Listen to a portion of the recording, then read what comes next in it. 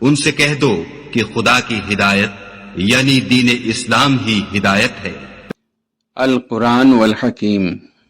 شروع اللہ کے نام سے جو بڑا مہربان نہایت رحم والا ہے۔ جن لوگوں نے کفر کیا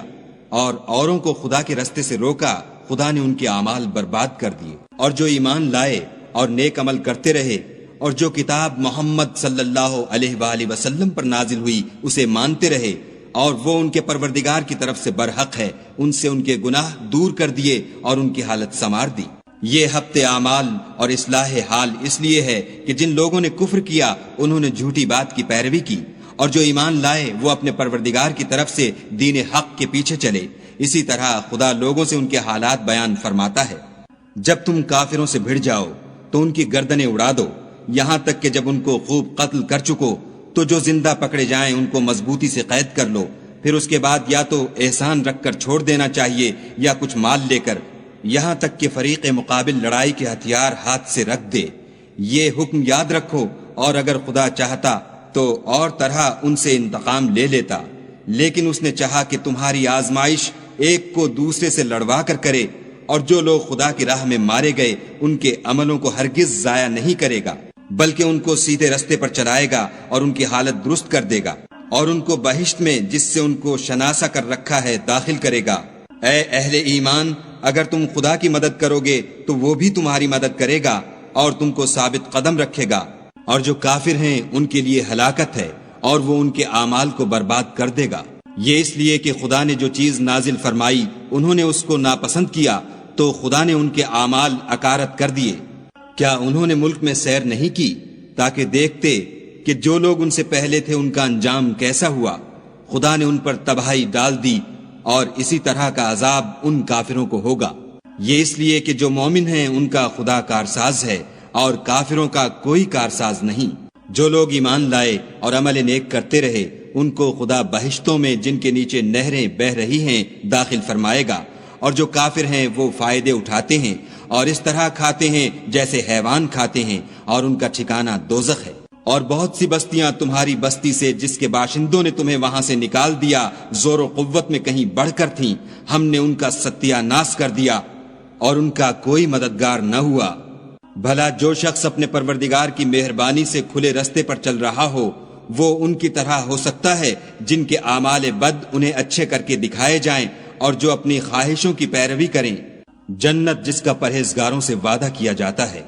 اس کی صفت یہ ہے کہ اس میں پانی کی نہریں ہیں جو بو نہیں کرے گا، اور دودھ کی نہریں ہیں جس کا مزہ نہیں بدلے گا، اور شراب کی نہریں ہیں جو پینے والوں کے لیے سراسر لذت ہے، اور شہد مصفہ کی نہریں ہیں جو حلاوت ہی حلاوت ہے، اور وہاں ان کے لیے ہر قسم کے میوے ہیں، اور ان کے پروردگار کی طرف سے مغفرت ہے۔ کیا یہ پرہیزگار ان کی طرح ہو سکتے ہیں جو ہمیشہ دوزخ میں رہیں گے، اور جن کو کھولتا ہوا پانی پلایا جائے گا تو ان کی انتڑیوں کو کاٹ ڈالے گا؟ اور ان میں بعض ایسے بھی ہیں جو تمہاری طرف کان لگائے رہتے ہیں، یہاں تک کہ سب کچھ سنتے ہیں، لیکن جب تمہارے پاس سے نکل کر چلے جاتے ہیں تو جن لوگوں کو علم دین دیا گیا ہے ان سے کہتے ہیں کہ بھلا انہوں نے ابھی کیا کہا تھا؟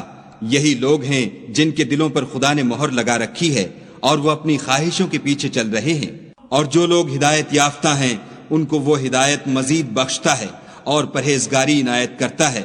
اب تو یہ لوگ قیامت ہی کو دیکھتے ہیں کہ ناگہاں ان پر آ واقع ہو، سو اس کی نشانیاں وقوع میں آ چکی ہیں، پھر جب وہ ان پر آ نازل ہوگی اس وقت انہیں نصیحت کہاں مفید ہو سکے گی۔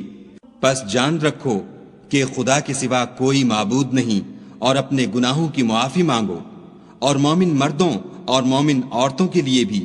اور خدا تم لوگوں کے چلنے پھرنے اور ٹھہرنے سے واقف ہے۔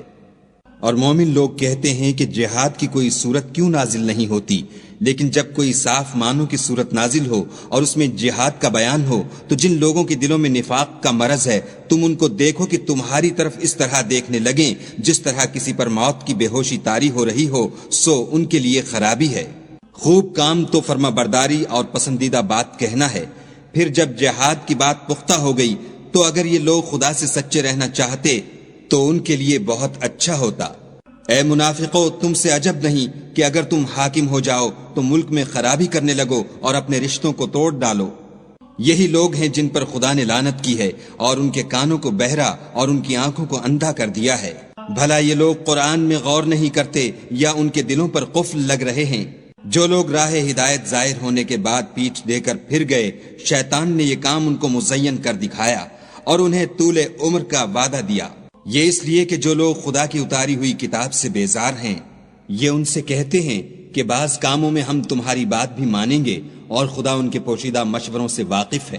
تو اس وقت ان کا کیسا حال ہوگا جب فرشتے ان کی جان نکالیں گے اور ان کے منہوں اور پیٹھوں پر مارتے جائیں گے۔ یہ اس لیے کہ جس چیز سے خدا ناخوش ہے یہ اس کے پیچھے چلے اور اس کی خوشنودی کو اچھا نہ سمجھے تو اس نے بھی ان کے عملوں کو برباد کر دیا۔ کیا وہ لوگ جن کے دلوں میں بیماری ہے یہ خیال کیے ہوئے ہیں کہ خدا ان کے کینوں کو ظاہر نہیں کرے گا؟ اور اگر ہم چاہتے تو وہ لوگ تم کو دکھا بھی دیتے اور تم ان کو ان کے چہروں ہی سے پہچان لیتے اور تم انہیں ان کے انداز گفتگو ہی سے پہچان لوگے، اور خدا تمہارے اعمال سے واقف ہے۔ اور ہم تم لوگوں کو آزمائیں گے تاکہ جو تم میں لڑائی کرنے والے اور ثابت قدم رہنے والے ہیں ان کو معلوم کریں اور تمہارے حالات جانچ لیں۔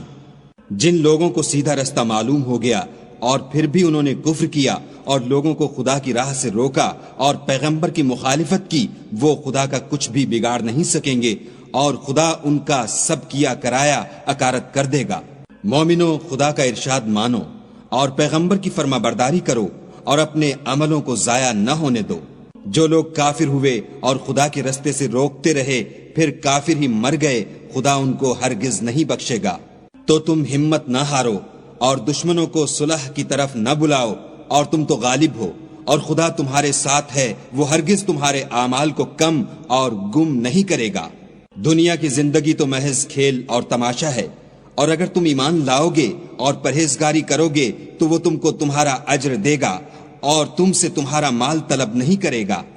اگر وہ تم سے مال طلب کرے اور تمہیں تنگ کرے تو تم بخل کرنے لگو، اور وہ بخل تمہاری بدنیتی ظاہر کر کے رہے۔ دیکھو، تم وہ لوگ ہو کہ خدا کی راہ میں خرچ کرنے کے لیے بلائے جاتے ہو، تو تم میں ایسے شخص بھی ہیں جو بخل کرنے لگتے ہیں، اور جو بخل کرتا ہے اپنے آپ سے بخل کرتا ہے، اور خدا بے نیاز ہے اور تم محتاج۔ اور اگر تم منہ پھیرو گے تو وہ تمہاری جگہ اور لوگوں کو لے آئے گا، اور وہ تمہاری طرح کے نہیں ہوں گے۔ شروع اللہ کے نام سے جو بڑا مہربان نہایت رحم والا ہے۔ اے محمد صلی اللہ علیہ وآلہ وسلم، ہم نے تم کو فتح دی، فتح بھی سری و صاف،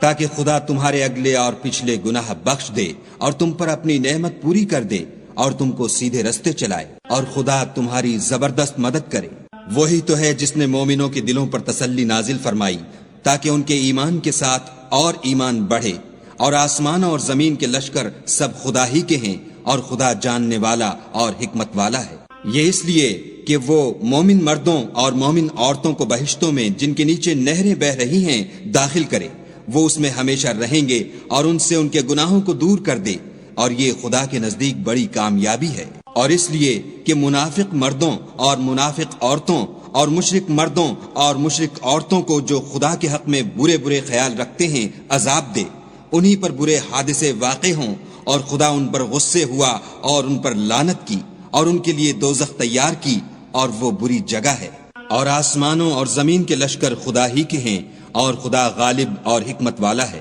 اور ہم نے اے محمد صلی اللہ علیہ وآلہ وسلم تم کو حق ظاہر کرنے والا اور خوشخبری سنانے والا اور خوف دلانے والا بنا کر بھیجا ہے، تاکہ مسلمانوں تم لوگ خدا پر اور اس کے پیغمبر پر ایمان لاؤ اور اس کی مدد کرو اور اس کو بزرگ سمجھو، اور صبح و شام اس کی تسبیح کرتے رہو۔ جو لوگ تم سے بیعت کرتے ہیں وہ خدا سے بیعت کرتے ہیں، خدا کا ہاتھ ان کے ہاتھوں پر ہے۔ پھر جو عہد کو توڑے تو عہد توڑنے کا نقصان اسی کو ہے، اور جو اس بات کو جس کا اس نے خدا سے عہد کیا ہے پورا کرے تو وہ اسے عنقریب اجر عظیم دے گا۔ جو گنوار پیچھے رہ گئے وہ تم سے کہیں گے کہ ہم کو ہمارے مال اور اہل و عیال نے روک رکھا، آپ ہمارے لیے خدا سے بخشش مانگیں۔ یہ لوگ اپنی زبان سے وہ بات کہتے ہیں جو ان کے دل میں نہیں ہے۔ کہہ دو کہ اگر خدا تم لوگوں کو نقصان پہنچانا چاہے یا تمہیں فائدہ پہنچانے کا ارادہ فرمائے تو کون ہے جو اس کے سامنے تمہارے لیے کسی بات کا کچھ اختیار رکھے؟ کوئی نہیں، بلکہ جو کچھ تم کرتے ہو خدا اس سے واقف ہے۔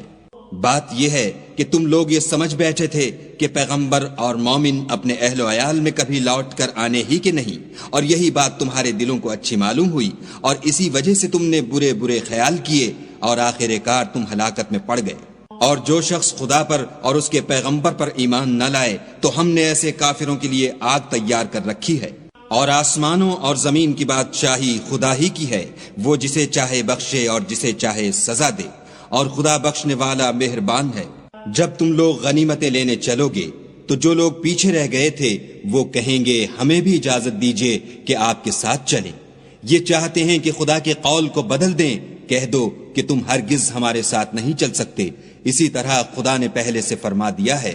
फिर कहेंगे नहीं, तुम तो हमसे हसद करते हो। बात यह है कि ये लोग समझते ही नहीं मगर बहुत कम। जो गंवार पीछे रह गए थे उनसे कह दो कि तुम जल्द एक सख्त जंगजू कौम के साथ लड़ाई के लिए बुलाए जाओगे। उनसे तुम या तो जंग करते रहोगे या वो इस्लाम ले आएंगे। अगर तुम हुक्म मानोगे तो खुदा तुमको अच्छा बदला देगा, और अगर मुंह फेर लोगे जैसे पहली दफा फेरा था तो वो तुमको बुरी तकलीफ की सजा देगा। न तो अंधे पर गुनाह है कि सफरे जंग से पीछे रह जाए, और न लंगड़े पर गुनाह है और न बीमार पर गुनाह है। और जो शख्स खुदा और उसके पैगंबर के फरमान पर चलेगा खुदा उसको बहिश्तों में दाखिल करेगा जिनके तले नहरें बह रही हैं, और जो रूगर्दानी करेगा उसे बुरे दुख की सजा देगा। बिस्मिल्लाहिर रहमानिर रहीम। अल्लज़ीना कफ़रू व सद्दू अन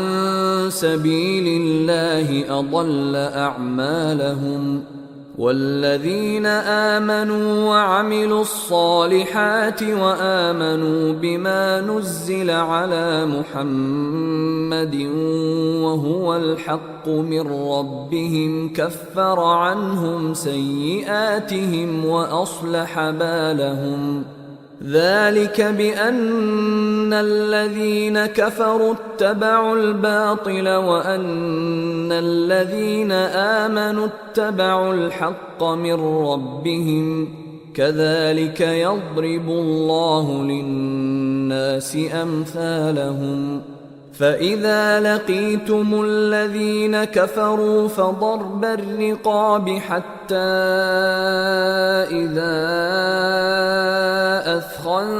أثخنتموهم فشدوا الوثاق فإما منا بعد وإما فداء حتى تضع الحرب أوزارها ذلك ولو يشاء الله لانتصر منهم ولكن ليبلو بعضكم ببعض والذين قتلوا في سبيل الله فلن يضل أعمالهم سيهديهم ويصلح بالهم ويدخلهم الجنة عرفها لهم يا أيها الذين آمنوا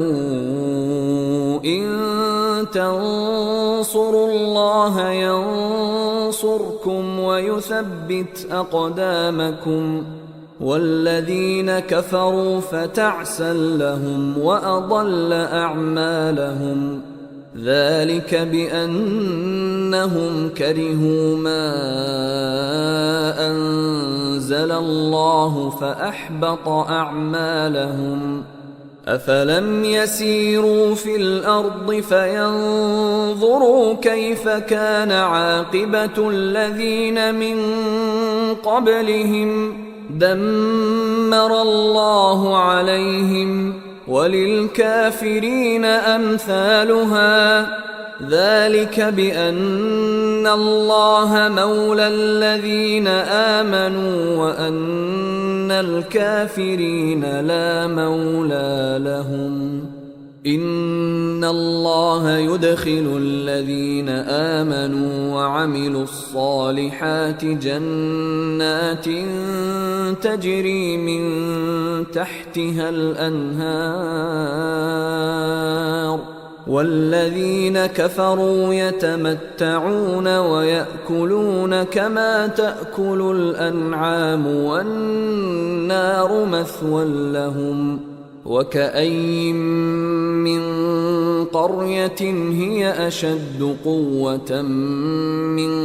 قريتك التي أخرجتك أهلكناهم فلا ناصر لهم أفمن كان على بينة من ربه كمن زين له سوء عمله واتبعوا أهواءهم مثل الجنة التي وعد المتقون فيها أنهار من ماء غير آسن وأنهار من لبن لم يتغير طعمه وأنهار من خمر لذة للشاربين وأنهار من عسل مصفى ولهم فيها من كل الثمرات ومغفرة من ربهم كمن هو خالد في النار وسقوا ماء حميما فقطع أمعاءهم ومنهم من يستمع إليك حتى إذا خرجوا من عندك قالوا للذين أوتوا العلم ماذا قال آنفا أولئك الذين طبع الله على قلوبهم واتبعوا أهواءهم والذين اهتدوا زادهم هدى وآتاهم تقواهم فهل ينظرون إلا الساعة أن تأتيهم بغتة فقد جاء أشراطها فأنى لهم إذا جاءتهم ذكراهم فاعلم أنه لا إله إلا الله واستغفر لذنبك وللمؤمنين والمؤمنات والله يعلم متقلبكم ومثواكم ويقول الذين آمنوا لولا نزلت سورة فإذا أنزلت سورة محكمة وذكر فيها القتال رأيت الذين في قلوبهم مرض ينظرون إليك نظر المغشي عليه من الموت فأولى لهم طاعة وقول معروف فإذا عزم الأمر فلو صدقوا الله لكان خيرا لهم فهل عسيتم إن توليتم أن تفسدوا في الأرض وتقطعوا أرحامكم أولئك الذين لعنهم الله فأصمهم وأعمى أبصارهم أفلا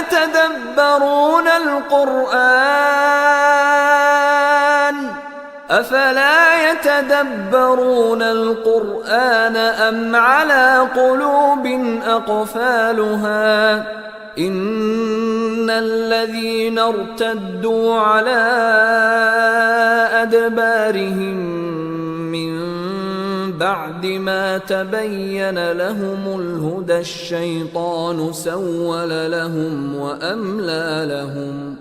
ذلك بأنهم قالوا للذين كرهوا ما نزل الله سنطيعكم في بعض الأمر والله يعلم إسرارهم فكيف إذا توفتهم الملائكة يضربون وجوههم وأدبارهم ذلك بأنهم اتبعوا ما أسخط الله وكرهوا رضوانه فأحبط أعمالهم أم حسب الذين في قلوبهم مرض أن لن يخرج الله أضغانهم ولو نشاء لأريناكهم فلعرفتهم بسيماهم ولتعرفنهم في لحن القول والله يعلم أعمالكم ولنبلونكم حتى نعلم المجاهدين منكم والصابرين ونبلو أخباركم إن الذين كفروا وصدوا عن سبيل الله وشاقوا الرسول من بعد ما تبين لهم الهدى لن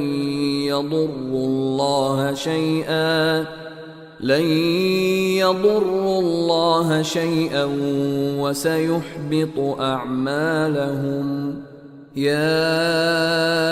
أيها الذين آمنوا أطيعوا الله وأطيعوا الرسول ولا تبطلوا أعمالكم إن الذين كفروا وصدوا عن سبيل الله ثم ماتوا وهم كفار فلن يغفر الله لهم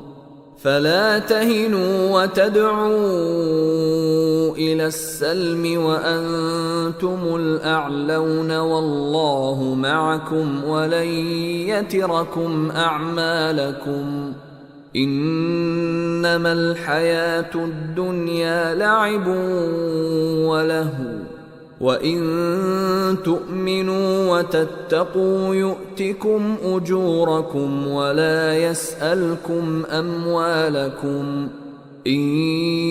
يسألكموها فيحفكم تبخلوا ويخرج أضغانكم ها أنتم هؤلاء تدعون لتنفقوا في سبيل الله فمنكم من يبخل ومن يبخل فإنما يبخل عن نفسه